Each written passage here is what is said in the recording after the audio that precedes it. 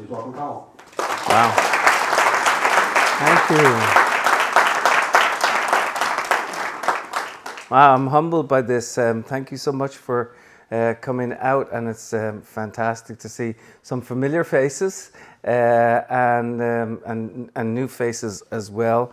I've been on the road a good deal, but this feels like a sort of coming home because my wife's parents used to live on West Neck Road, and so I spent many a day out in that direction. They live at the end of Long Island now. I think some of you might know them, Roger and Rosemary Hawke. You know the big house on West Neck Road that looks like the Addams Family house that was set off the back? That's where my wife grew up in that. And actually I wrote loads of stuff in that cupola. You know that little cupola up in the sky? It was like all the insects flying around me, and it was like it was always very warm in the middle of summer. But it was a beautiful place actually to write and just sort of hide away. In fact, you're always looking for a place, I suppose, to write and hide away. And I just came with my son John Michael, who's here somewhere. Where has he gone? He's right there. Hey, John Michael. John Michael's been driving me around the last few days, looking after me, and we came from Connecticut, where we just got a little shack of a place. We're learning to put in electricity and put a roof on it, and I'm going to try and write there at some stage. And I'm really happy to be here because down through the years, I've always been privileged to have a chance to be, first of all, at the book review, and now here, which is a spectacular place. And all congratulations to Mallory and her staff. I think they're amazing. So.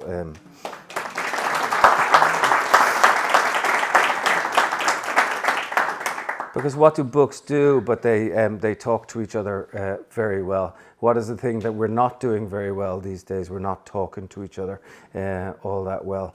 And I kind of want to spend some of this evening chatting about communication. I want to talk to you about an organization that I co-founded called Narrative 4, which brings young people together to tell stories and through community and change. I want to read to you a little bit from this new novel, Twist, and sort of tell you where it came from, and then fill you in on the background of any of the other books that have been around. But first thing I want to say, and often what comes up very early in conversations, is I wrote a book called Apeirogon, and that's a book where two fathers, one Israeli, one Palestinian, who have lost their daughters in separate incidents in the conflict. And I wrote it I met them in 2015. It was published in 2020, right before the pandemic. You know, it's one of those few books that I feel really privileged and humbled for the fact that it broke through on different sides. It won the US Jewish National Book Award. I'm one of the few non-Jewish writers ever to win it, but it also won a Palestinian Book Award. Go figure. So that was nice. Because it is a story that disrupts the conventional narratives of how we are divided. It's Rami Elhanan, Bassam Aramin.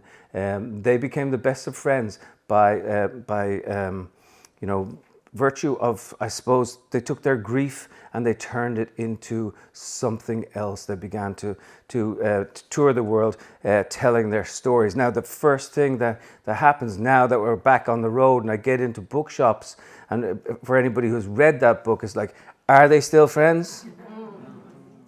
And the answer is yes. And it's very important to just talk about that on even on a simple level. Are they still friends? Because people are even surprised by that. But Bassam called Rami on October the 7th and said, look, brother, if you need a place to stay, you know, you come stay with me. And then Rami, a few days later, said to Bassam, you know, you come to Jerusalem, and I will look after you and your family. They're on the right side of history. They're telling stories that has been difficult for them to tell. Even in their own communities, they somehow get a lot of trouble. There's death threats that go on because they're talking about peaceful engagement and coexistence and neighborly existence. And yet they say what they've always said, and they wouldn't change a word in the book. And I actually wouldn't change a word in the book.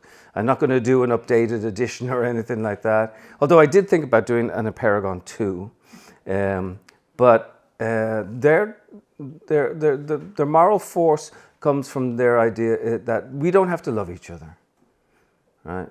And we don't even have to like one another, but we absolutely must understand one another, or else we are doomed.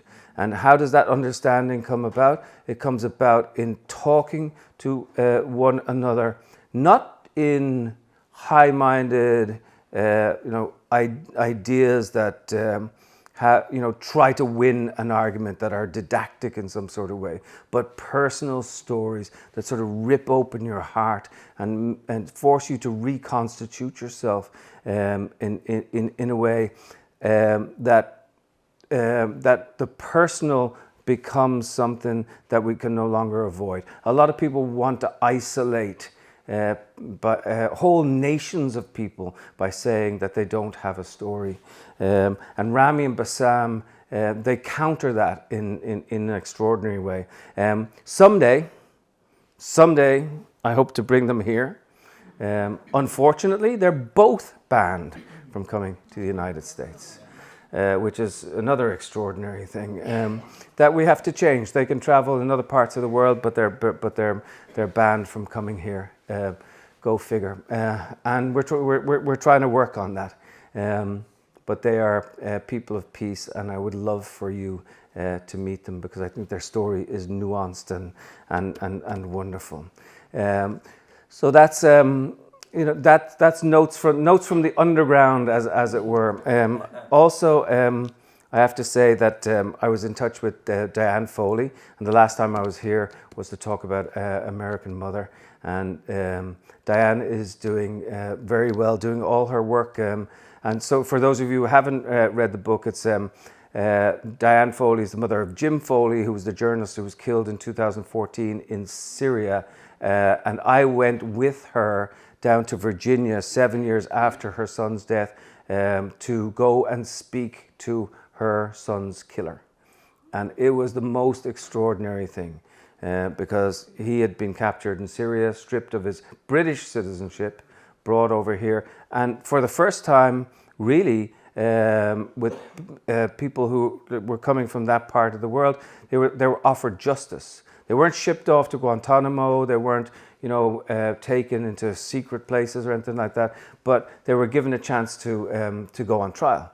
And both Diane and I thought that was fantastic. But Alexander Cody, of the two, decided to cop a plea agreement, and part of his plea agreement for 8 life sentences for conspiracy to murder, hostage, kidnap, torture, he said that he would speak to the victims or the families of victims. And the last time I was here, I talked about that moment when I walked into the room with Diane Foley, and Alexander Cody was over in the corner at a table, his feet in shackles, in titanium shackles, and his prison jumpsuit, and Diane Foley walking across the room and standing in front of him to say, hi, Alexander, I'm Diane Foley, I'm the mother of Jim. And then we sat down and talked for 2 days. That extended into 3 days, and it was all about compassion and beauty and forgiveness, but also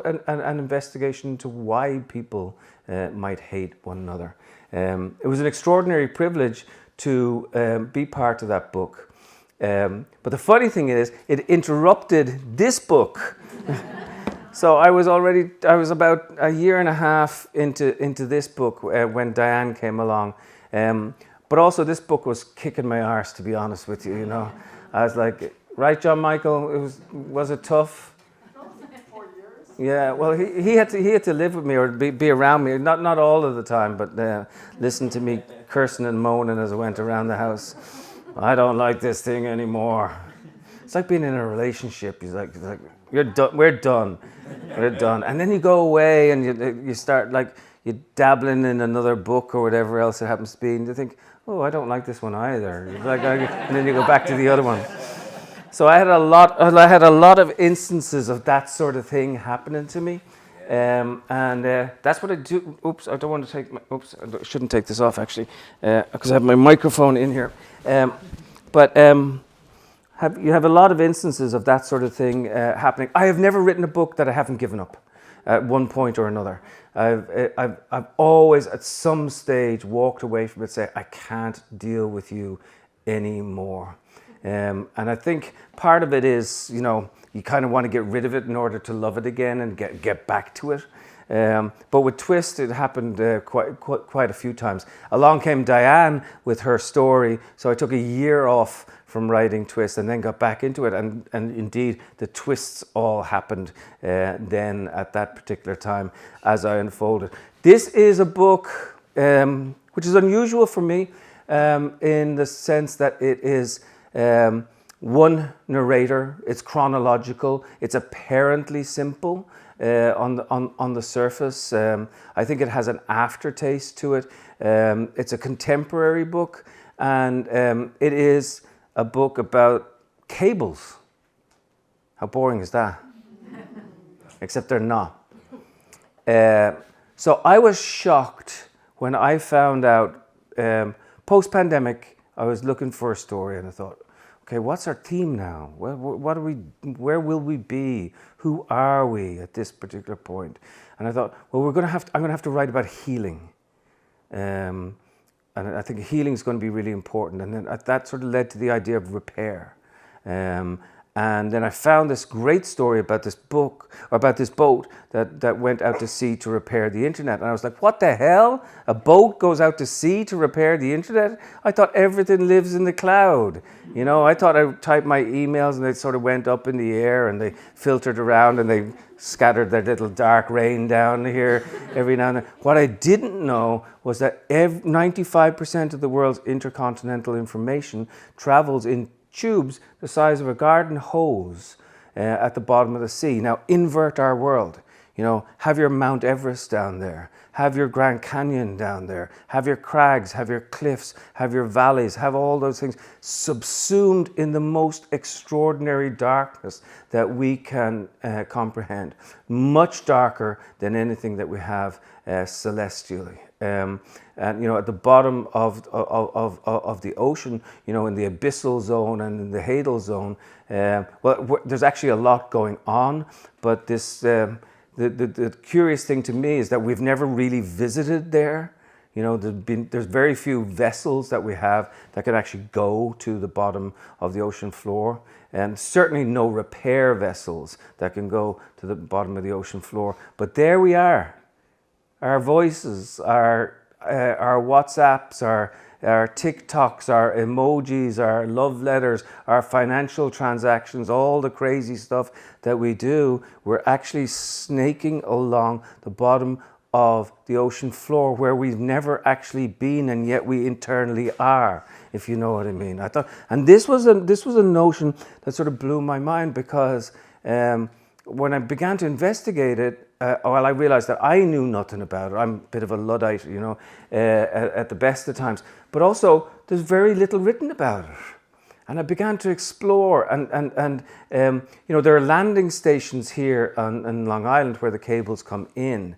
And you can actually go and walk along the beach near these landing stations. They're little bungalows. You'll recognize them because they might have a little bit of chicken wire around them, and maybe a camera in the corner, but they're not really very well secured. They're in New Jersey as well. I visited several landing stations around the world: Long Island, New Jersey, Gabon, Ireland, South Africa, and in each and every instance I was able to stand over the manhole cover where the world's internet came in. Now I'm not in the habit of carrying a crowbar with me, But if I had a crowbar, I could have like reached down, lifted off the cover, and touched those voices as they came in, and or sabotaged them.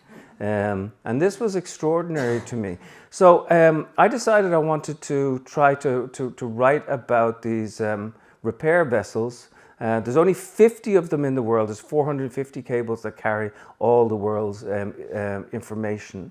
And at any one time, about 25 boats are actually operable. I went down to South Africa and I got on a boat. I didn't stay on it the whole time, but this boat is one that regularly does work in the Atlantic along the west coast of Africa. And one of the stories that it had done sort of really blew my mind because, well, it's the Congo River that floods. And it's very much a heart of darkness sort of image. Instead of going up the Congo River sort of gets its revenge, but it's all caused by climate change. And the Congo River floods every year, and some years the rains are worse than others. And the landslides can go anywhere up to 400 or 500 miles out from the coast. No cable is going to survive that because the cable is on the bottom of the floor. It won't have enough slack. And once those landslides hit, that cable gets cut.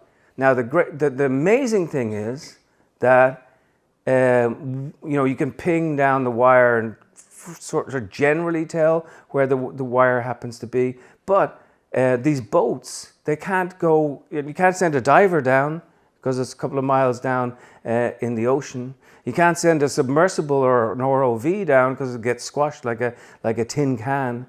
And so what they have to do is send a rope with a grappling hook. No kidding. Like the most original, like the same thing that we were doing 170 years ago to pick up cables. And they have to scour the ocean floor. It's like looking for a needle in a haystack. And then they have to bring up the cable. They cut it, and they have to bring it up and bring up the other end, and then they have to fuse a new cable between the two broken points, and then they have to figure out how they're going to lay it down so it doesn't get caught on a crag or a valley or all these sorts. It's an incredible operation, and nobody had written about it, and so I'm very happy to get a to have written about it. Now it became a novel also about sabotage. So I was supposed to be about repair, and a love story, and it ended up being sabotage. Go figure. Anybody who's been married will know that. But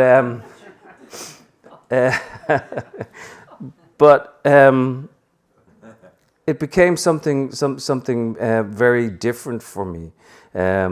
But this is the moment when the Congo floods and the cable goes. Now there's a number of binary codes that go on in the middle of this. I'll only read one or two of them because I'd drive you crazy with my 010101. Anyway, 2,000 miles north of us, the Congo swelled. A hypnotic flume, there was no taming it. Huge whirlpools studied the surface. Pirogues were sucked under. Giant barges were sent in a complicated dance. Birds perched on floating timbers. They could travel faster on the river than they could through the air. Down below, the turbulence gathered. The Congo had unrecognized depths. All the things we didn't know. All the things we were doing to ourselves. The manner in which we broke one another.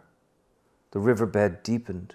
More soil was swept out to sea. What was it Zanele had said?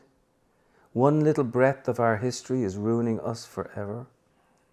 Even the tiniest speck matter, shelves of soil and dirt and debris, were fired along toward the edge of the underwater canyon. The soil accumulated, shelf upon shelf. More rain, more sediment, more nutrients, more plants, more trees, more garbage, millions of tons of accumulation. At the mouth of the river, the tide came in and the tide went out. The banks, they burst again. Nothing, not even words, can stop the flow of time. Things break. Nobody I talked to ever knew the precise point at which it was triggered. All of it took place so far underwater and most of the sensors were destroyed in the flood. But it was January and the enormous slide began, an avalanche, an underwater punch to the back of the brain, rupturing the eardrums of whatever was there to hear it. An 800-kilometer slide that could have destroyed anything in its path, passing through the underwater gorges, beyond the jagged cliffs, over the drowned ridges, the bluffs, the crags, the caves. A huge flood then, beneath the sea, and a break in the cable. It was already designed for sway, large loops of it given over to possibility, but it was stretched to the end point, and who knows what it was that the cable was carrying at the time. All the love notes, all the algorithms, all the financial dealings, the solicitations, the prescriptions, the solutions, the insinuations, the theories, the chess games, the sea charts, the histories, the contracts, the divorce papers, the computer hacks, the wild lies, the voices, the terror, the nonsense, the known, the unknown, the promises, the porn, the alphabet of flesh, the sing-song of skin, the million wisps of disinformation, the flotsam of our longings, the jetsam of our truths, all of it suspended in a series of wet tubes at the bottom of the ocean floor. And who could tell what was traveling through it at the exact point of snap? Say it was you, or say it was me, or say it was Zanele, a thought that began with a neuron in her brain, sparking other neurons, gathering, multiplying, traveling from her cerebral cortex, through her spine, through her finger, through her keyboard, through the circuit board, into electrical pulses 0100 0100100100 and out again through her building, down a manhole, beneath a cover, beneath a street in London or in Brighton, in pulsating packets of light to Dorset or Cornwall, and all the way across the English Channel,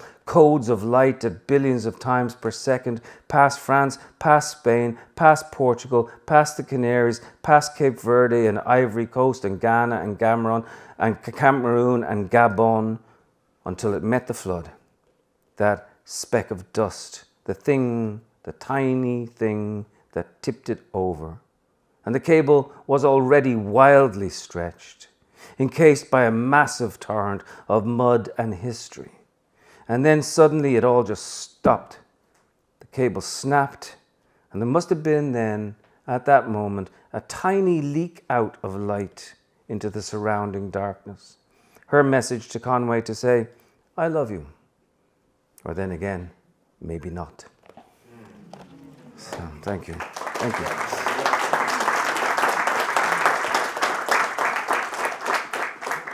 I'm so grateful for to have people engage with this story and to meet people along the way.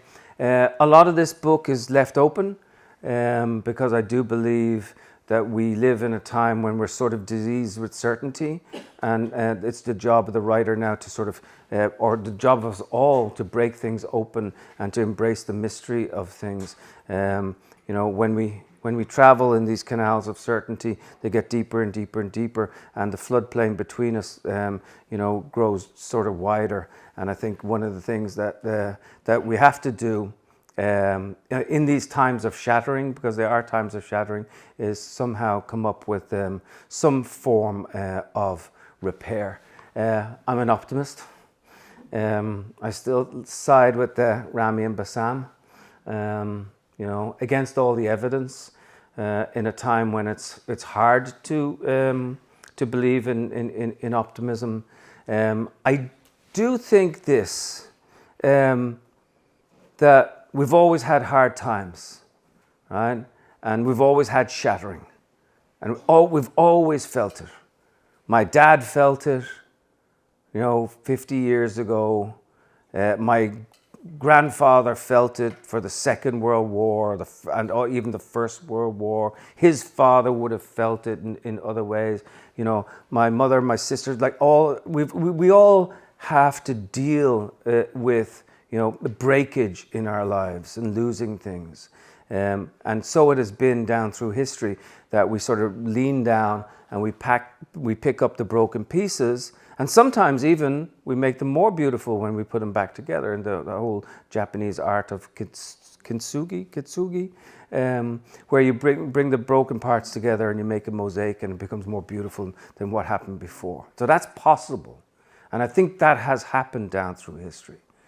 And I think much of the job of the artist is to do that. But it's also our own job.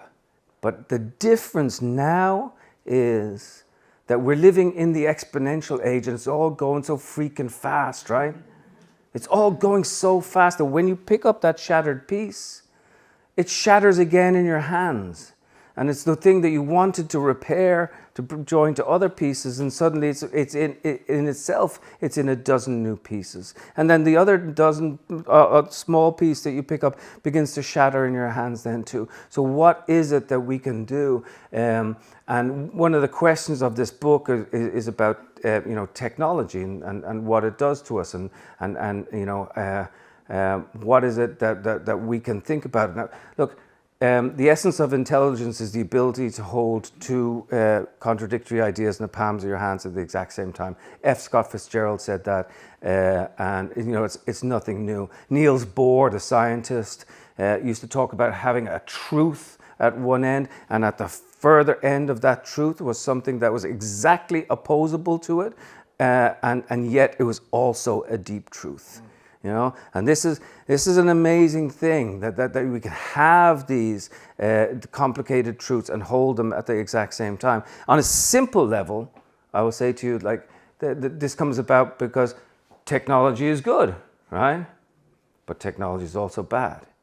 Now, both of these things we inherently know are entirely true, because we see what technology is doing. I see it with myself. But it's not the phone that's the problem, right? It's not the phone is made of plastic and sand and silicon and wires and things. It's our relationship to the phone. And then, is it all our fault? Yeah, well, some of it is our fault, of course. I mean, we have choices that we make. But there are also, like, men, and it's primarily men, behind the curtain with little squirts of dopamine that go into your brain, and every time you hit another click, that squirt of dopamine sends you further and further along. We all have experienced that. Now, what was interesting to me is that the people who own our information, and I'm not a conspiracy theorist or a cookie about all this sort of stuff, but they do own our information. They know exactly where I have been. This morning where I woke up and how I traveled down I-95, which was a pain in the arse, by the way, and came out here and where we stopped for dinner and all these things. But they do know everything about me and about you. But the bizarre thing also is that they also own the cables.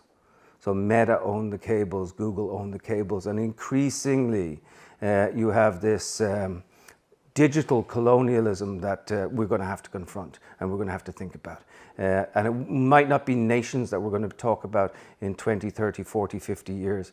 When you're out there running the world, you'll be thinking in new and different ways about the way our world is structured. I think that we have to think about it and talk about these sort of things right now. Do I have any of the answers? No. But I do leave a lot of the answers sort of swirling in the air at the end of this novel, and a lot of it is left open.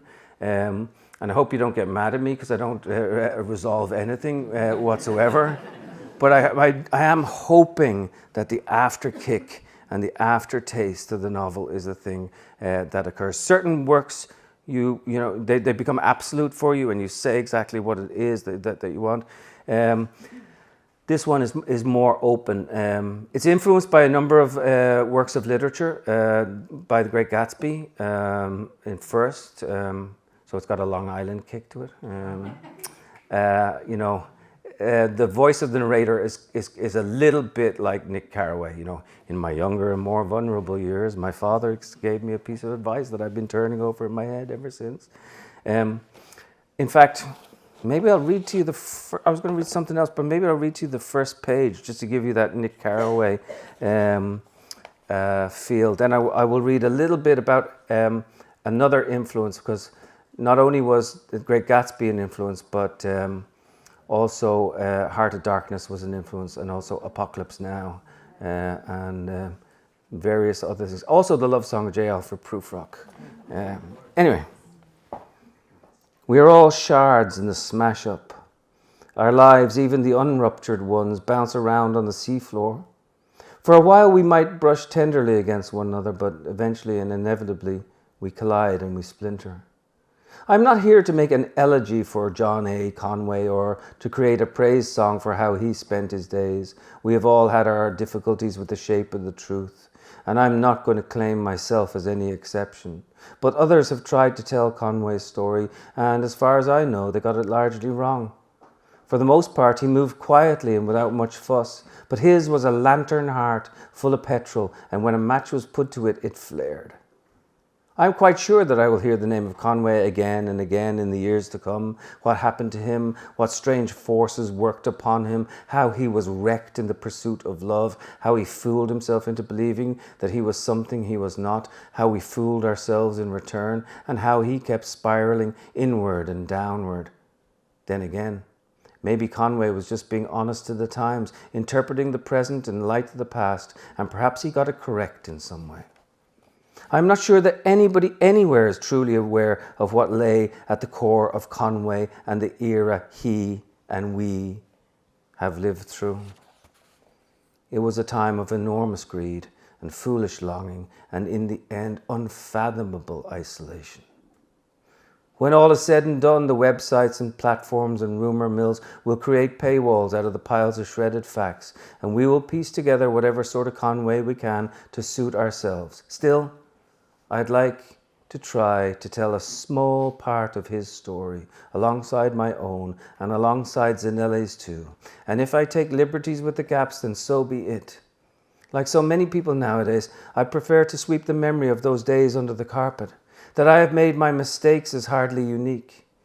Maybe I tell this story to get rid of it, or to open up the silence, or to salve my own conscience, or perhaps I tell it because I'm scared of what I too have become, steeped in regret and saudade. I often lie awake wondering what might have been if I'd done things just a little differently. The past is retrievable, yes, but it most certainly cannot be changed. So that's my little sort of Gatsby echo. Thank you.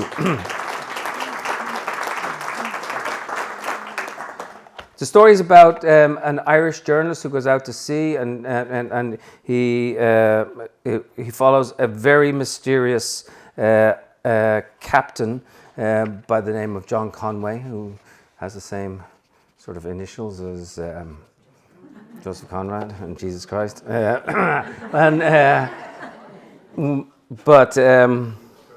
Yeah, well, that's right. Yeah. Actually, one of my characters in Let the Great World Spin has the same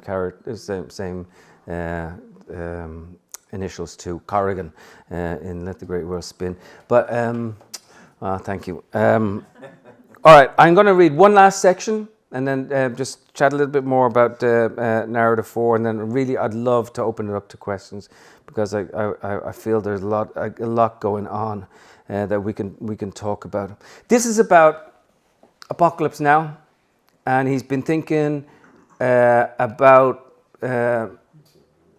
how the world is structured, and I'll just put it to you like this: the real is invented, and the invented is real sometimes. And this is a sort of, and we're living in the sort of post-truth era. And so, what is true? Is a fact true? Because facts become things of convenience, really, don't they? They can be used by all sides.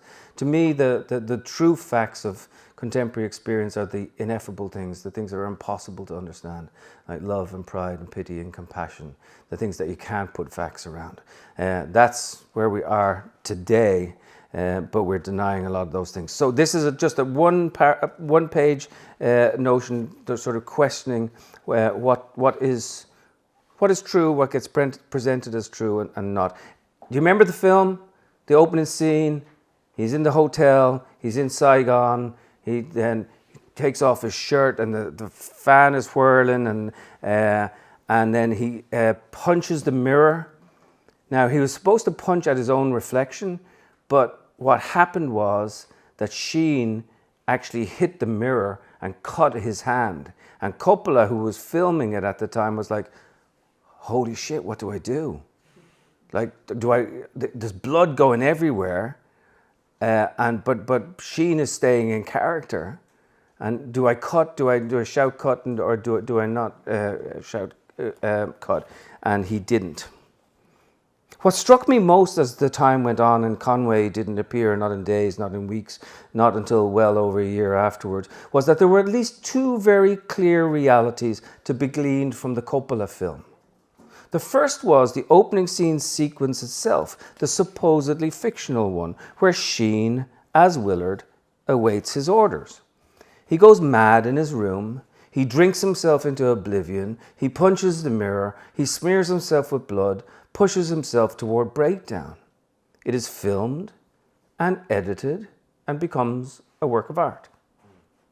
Even though fictional, and even though Sheen loses a wristwatch for a split second in the footage, a mistake in either the editing or the staging, we believe in it as a coherent whole.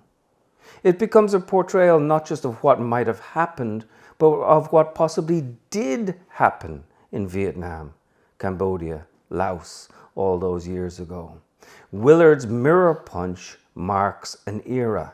It lodges itself in a part of our minds so that whenever we think of war or a war movie, we think of Willard or indeed Kurtz, the horror, the horror. The shots are beautifully crafted and timed to the music, the end, sung by Jim Morrison, ironically placed at the beginning of the film. And the sequence becomes real, at least in our minds, perhaps even an intimate portrait of who we were and maybe still are. This is the end, my only friend, the end. The second sequence is the one that actually unfolded in the room in the Philippines, with Sheen drunk and out of control, and the cameras rolling, and Coppola not sure if he should let his actor continue, and the accident of the mirror punch, and the splash of blood across the sheets, and the cleaning of the wound, and the question of whether to shout cut and abandon the scene, and the eventual complete breakdown of Sheen a couple of weeks later, a heart attack that almost killed him. And although the second sequence is actually what did happen, a firmer reality, if you will, it is not the moment that gets remembered. One sequence, the invented, gets shot down the tube. The other, the real, gets lost in the haze. So, thank you.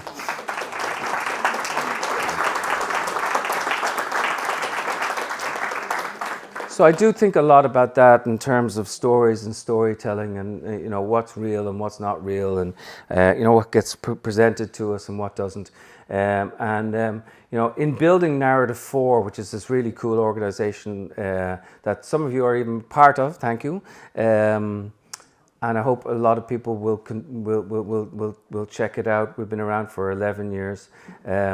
We use stories and storytelling amongst young people to bridge the divides that have come between us. So we're in Ireland, we're in 12 countries in Africa, we're in 37 states in the United States, and we do all sorts of cool things bringing people together. I will give you an example of one so you can understand. We brought kids together from University Heights in the South Bronx, the poorest congressional district in the United States, together with kids from Eastern Kentucky. Yeah, now go figure, right? So these kids are black and or immigrant, these kids are white and or Cherokee, these kids are urban, these kids are rural, these kids are blue politically, these kids are red politically, historically, anyway. You put them together in a room and guess what? They're completely terrified of one another. They think nothing can come, there's nothing. There'll be some in that corner, some in that corner. And honestly, they actually create circles so that their backs are to one another. And I've seen boys, young boys, 16, 17, cry because they thought, I can't speak to that person. He's going to think I'm a racist. She's going to think I'm a hick. All these things. And then finally you get them together and they start to exchange stories with one another. And then the boy who drives the red pickup down in the hollers of Kentucky and has a rifle in the back of the truck, he's talking to the young woman from the South Bronx who wears a hijab, and then he suddenly realizes, oh my God, she's beneath her hijab, she's got AirPods. And she's listening to Beyonce. And guess what? I was just listening to Beyonce in my pickup truck, down the hollers. And maybe she's not as foreign to me as what I thought she actually was. And then they begin to talk. And then she looks at him, she says, oh my God, I've never met a white boy before who's so poor that he has to go out and take a shotgun out and shoot rabbits in order to bring that rabbit home for the family dinner. And it's like suddenly things are complicated and messy. And this messiness to me is really very beautiful and very profound and very necessary for our national coherence as we go on, or even our international coherence. Because we're so much more than one thing, and we're so much more alike to one another than we are apart from one another. And I do believe that while the scientists tell us that the world is held together with atoms and molecules and so on, and of course they are, but they're also held together with stories. And if we can meet one another in these stories and see the complications that are there, we can get back to some form of slowness and engagement where we can actually then pick up those shattered pieces that I talked about and maybe begin to put them back together again. Is that being idealistic? Yes, hell yes. Is it being naive? I don't think so. Because I also know the stories are dangerous. I also know the stories can take your house away. They can take your country away. They can take your identity away. They can do all these things. So in the hands of certain people, they can exert awful violence. In the hands of other people, they can work miracles. And that's what this organization does now. We've got 100 employees all around the world, and we've brought millions of kids together in various guises now at this stage. But guess what that is? It's a drop in a drop in a drop in a drop in a drop in a drop in the ocean. It's really very, very, very little. It's lovely. I adore it. It goes to the notion of tikkun olam, which is the Hebrew notion of repair of the world.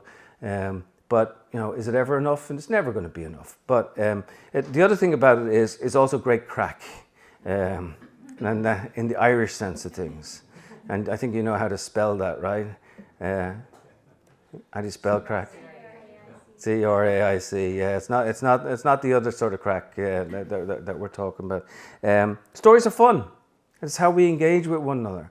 And I do also believe in this. When I talk about optimism, I also believe that we should have a laugh.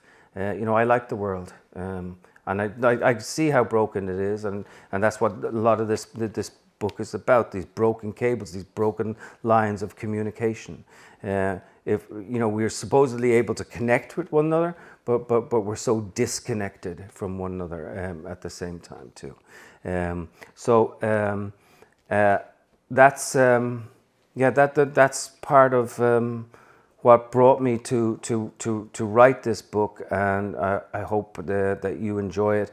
And I'm very happy that you came out, and I want to give it over to you now because it's your evening. I don't know if I have anything wise to say about any of your questions, but hopefully we can engage in some sort of way. The other thing I want to say, last thing, is that you finished my book for me.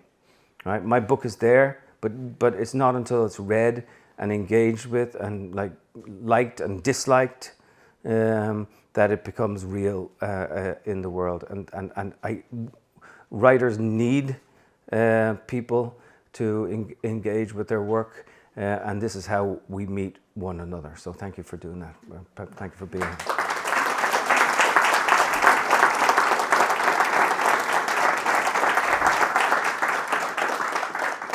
I'm expecting some tough questions, so I'm going to take off my jacket now. Get ready for combat. We have a microphone. We have a microphone. We have start in the back and kind of move Yeah. Start in the back. It's always the bold ones in the back who ask the hard questions. Do I have to do the icebreaker?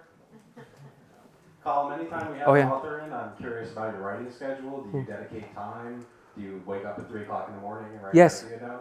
Yeah. Well, I actually don't. I love to wake up at 4 o'clock in the morning and actually at dream time. And if I can get to the to my office and in the darkness and don't trip over the dog or whatever else happens to be there, I love working in the early morning for a couple of hours, even before coffee. And certainly before like checking out the soccer scores on the internet and all that sort of thing. And for me, that dream time is the most vibrant time. To work until about 6 in the morning, and then the world starts to wake up. You literally see it waking up outside the window. The light and the birds and then the whatever, the sirens and the garbage trucks and whatever else it happens to be. And yeah, the madness that occurs. And then I sort of level out, and the family wakes up and people go off to school. They're all too old. They're all gone from the house now, more or less. We're getting rid of Johnny Michael in about 2 weeks. He's heading off to Florence, Italy. So we'll truly be empty nesters at that stage. But the world wakes up, and then I will generally work until about 12 or so. And then in the afternoon, I start doing some editing, and maybe at about 4 or 5 o'clock, I might meet a bottle that needs to be opened. Just one glass, just one. And then I love to edit and do other stuff in the evening. So that's a typical working day. Do I ever get a typical working day? No. But that's what I would love to have. Nice. Thank you. Thank you for coming out. Thank you. Sir. Thank you. So I'm just curious if, when you were digging deep, trying to find a way to write this book, if anything revealed itself that might have slightly changed your compass. Oh yeah. I mean, there was so much. I mean, the more I got into this, I did envision it as a story of repair. These guys, these heroes going out to sea and putting all the stuff together.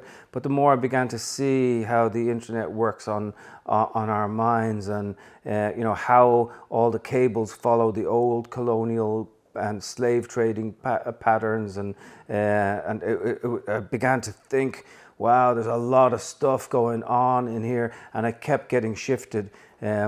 But the thing about writers is, and this comes as a surprise to some people, is that they don't know what they're doing. We just don't know what we're doing. But you follow your instinct. It's almost like you're an explorer, right? And you go out to sea, and you don't know where you're going. You kind of have a vague idea that you want to find some sort of place with some sort of territory, and then suddenly you land on the Galapagos, right? And then you start to explore, and then you develop some sort of theory of human nature as you go along, and the story unfolds. And me personally, I never know where the story is going to go. I don't plan it out. I know there are certain writers who do, and fair play to them, they do brilliant work. But for me personally, I can't do that whatsoever. To me, plot unfolds as it goes along. And the other thing about writers is never believe them, no matter what they say. Right? Because at one stage a few years ago, I said, and thought I was being really smart. I said, well, plot is juvenile, right? Thinking it's all about language, it's all about character, and then the plot doesn't really matter. The plot will unfold from all of that. Well, guess what? Yeah. This is plot. So I learned a lot about myself in all of that, and you get up and you move along. The other thing I found out in doing some of this stuff was that I can't dive. There's a whole load of free diving in here. There's a whole load of free diving in here. And I went down to South Africa and tried to dive. Most people will get to 6-10 feet. I got to about 3. I think honestly they thought I was the worst diver that they'd ever met. So I got really, I was a little bit put out by this, and I was kind of ashamed of myself. So then I was doing some more research down in Florida, and now I had all this, like I knew how to breathe and do all these things, and like I hold my breath and all this sort of stuff, and I got to 4 feet. So go figure.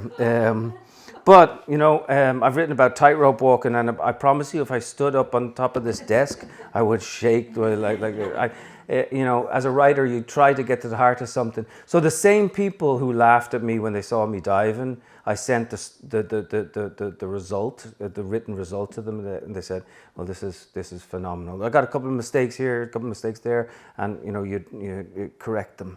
But... yeah, there's a lot of things that change, and I love writing books because I feel like I write about different topics every single time. That's part of what I've been doing for a long time. You know, Israel, Palestine before that, and then Ireland and the peace process, and all of these different things. I feel like I go to college every time, and I loved going to college. By the way, I loved it. I'd spent 3 to 4 years on a book, and I feel like I get a whole history, a whole deep engagement in something, and then I go on and move on, and I just feel very, very, very lucky and fulfilled by a lot of this stuff. Thank you. We're also down the back because. Oh. Right. Sorry. Oh no, sorry.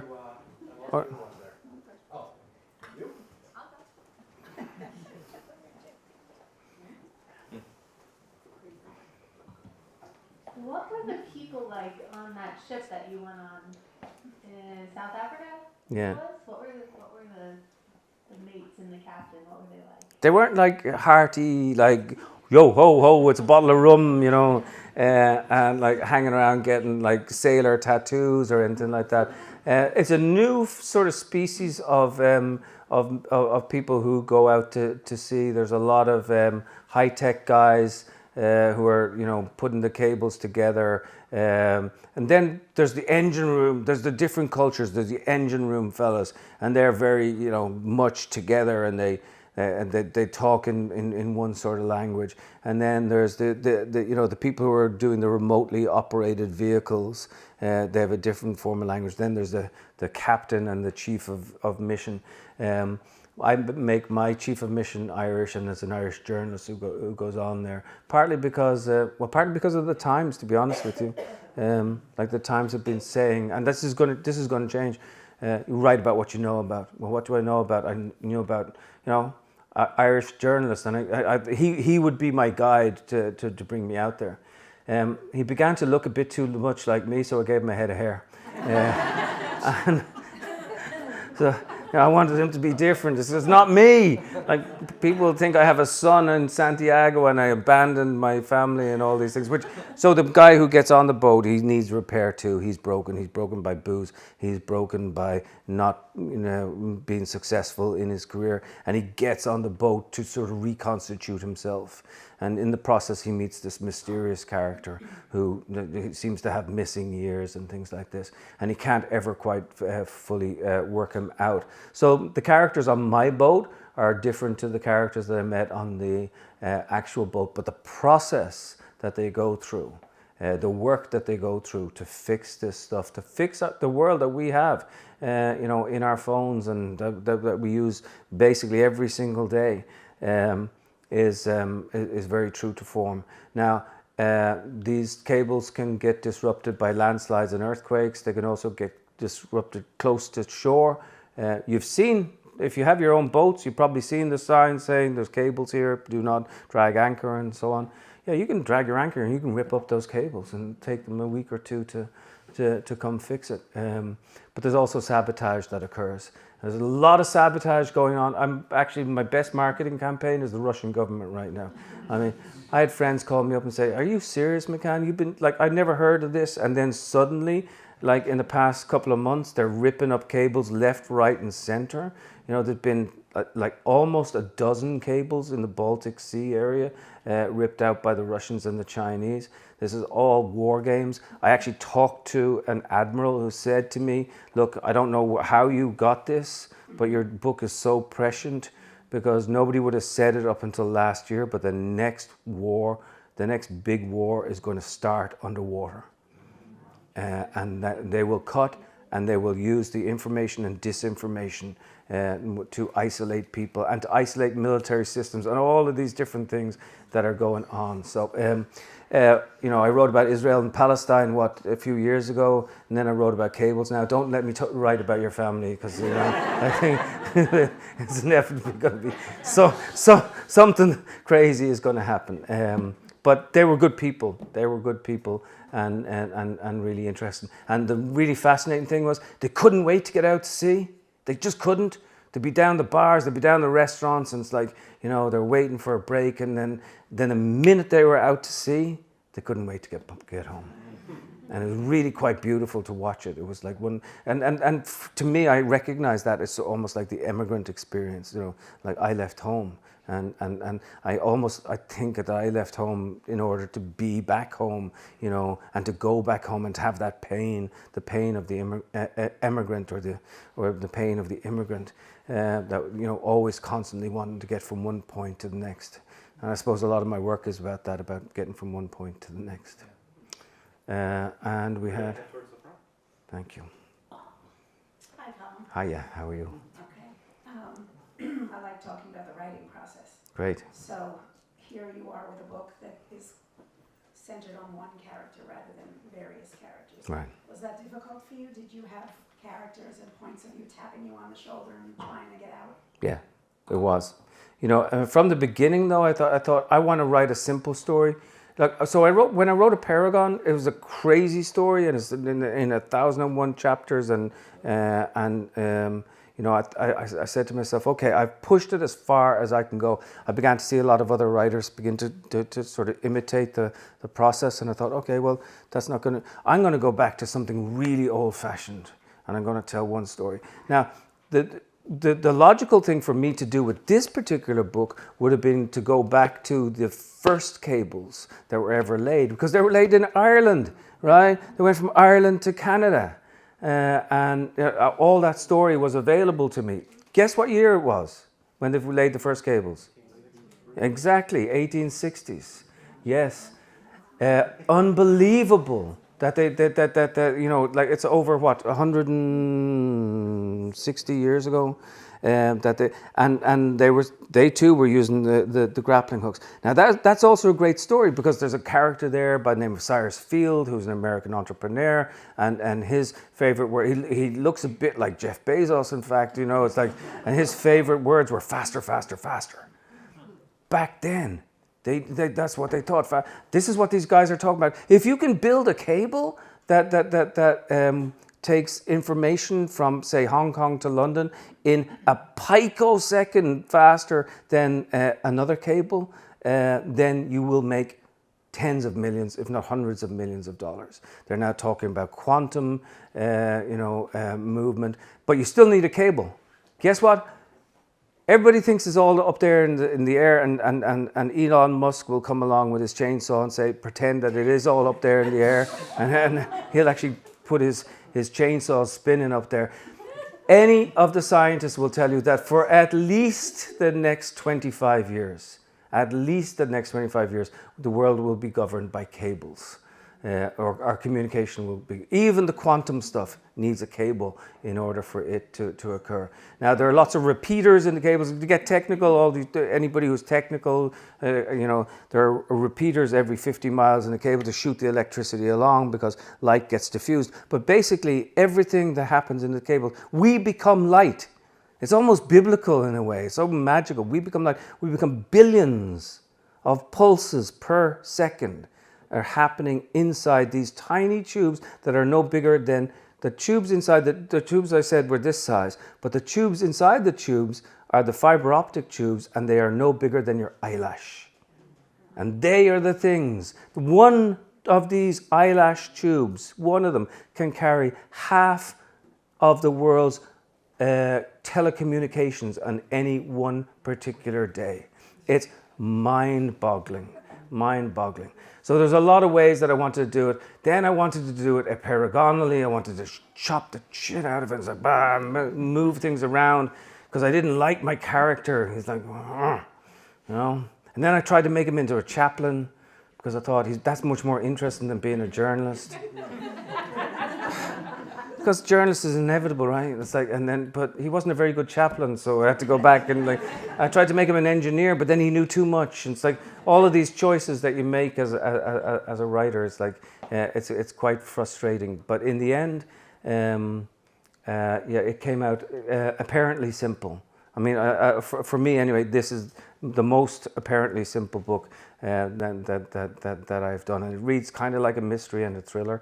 But I'm hoping that in the end, it sort of knocks over a few of it sort of disrupts people and gets them thinking about, what the technology is doing to us. And do we have time for? We have time for one more. Yeah. Unless we want to head straight to the signing. Do I see hands? Anybody? Okay, well, 1, 2.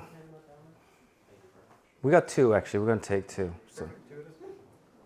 I just want to say, what's next? What's next? How dare you? You know what? Normally I have an answer for them. And honestly, I did start writing Apeirogon 2 because Rami and Bassam's grandchildren are now involved in the peace process, which is beautiful and heartbreaking at the same time. And I thought a lot about children and trauma and all that sort of thing. But just getting in there, I think you need a distance from it because everything is still changing and going on right now. So I'm talking about an Irish story, maybe doing thinking about maybe doing a big Irish novel. And my wife jokes that I'm going to do a collection of pornographic limericks. That'll probably be the thing that makes more money than anything else in the world. It's like, God, maybe I should just do it, Bite the bullet, as they say. Hey, Colum. How are you? I'm good.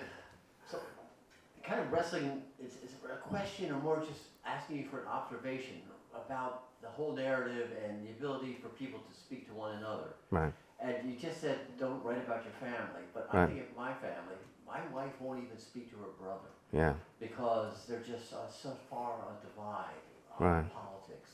And, is there a bomb for that? It's just, are we at a point in our culture now where there's never going to be a bridge that can be built between you? It's a really brilliant and fascinating question. And I don't know whether you said the word bomb as in B-A-L-M or B-O-M-B. And maybe actually it's a little bit of both. Maybe we do need a bomb to come in. I will tell you this, that in my optimistic endeavors, I look at things that happen around the world. And Rami and Bassam will also say this to you as well. That who could have believed, 20 years after the Holocaust in 1965, that there would be a German embassy in Tel Aviv? Who could have believed it? Seriously. Think about it just for a second. And that there was an Israeli embassy in Bonn.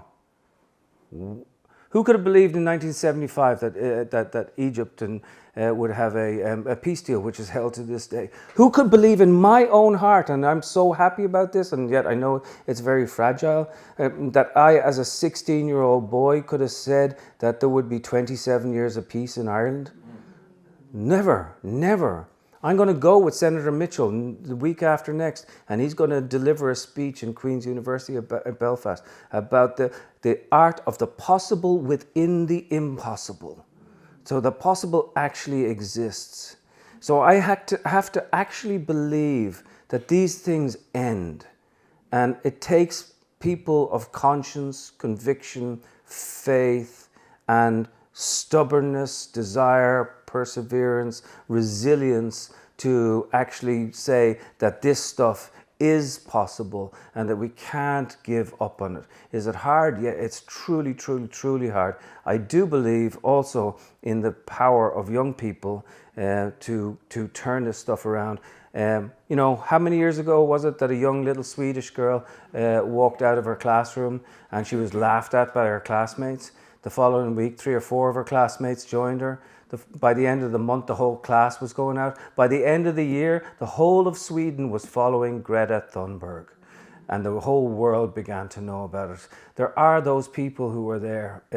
Now, I don't know if we can repair these, things between brothers and sisters, fathers, daughters, sons, and so on. I would hope that we could. I would hope that there would be some sort of manual for this that we would eventually have. There's always going to be shatter. There's always going to be this stuff, but we can't give up on the possibility that there is some availability there. I'll leave you with this, and this is really quite important, I think. There's an amazing. I was in Italy, and I was talking about an Italian social scientist who turned out to be a communist, and like people were like mumbling in the back. It's like, oh my God, he's going to quote Antonio Gramsci, who's an Italian social scientist. But I do think that Gramsci said something really important, that you can be a pessimist of the intellect and also, at the same time, an optimist of the will. And I think that's profoundly, profoundly important if you can hold these two things. And I do think personally that to be a really good optimist, a really, really good optimist, you have to be a really good pessimist first, right? And you have to know all of that darkness. And then you got to vault away from it, and I think that's the way. And in certain ways, Twist does that too. This is a very dark novel, and then it finds a little light to escape the tube at the bottom of it all. So thank you so much, and I look forward to chatting.